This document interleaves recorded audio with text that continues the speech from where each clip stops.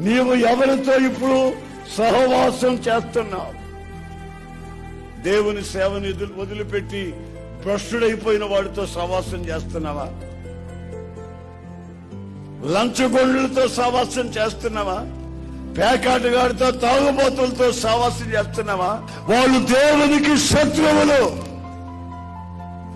వాళ్ళతో నీకు బంధం ఎక్కడిది? స్నేహం ఎక్కడిది? వెలుగుకి చీకటికి సంబంధం ఎక్కడిది?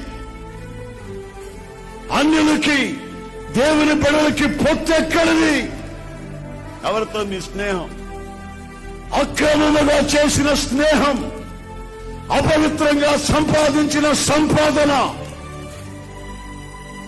మనుషుల కొంపలు కూల్చి సంపాదించిన అక్రమ ఆస్తి నీ వ్యక్తిగత జీవితానికి కన్నీళ్లు తెప్పిస్తాయి. నీ మనసుకు నెమ్మది లేకుండా చేస్తాయి. నీవు చేసిన ప్రతి పని విఫలమయ్యేటట్లు చేస్తాయి. గనుక నువ్వు జాగ్రత్త. Download ShareChat.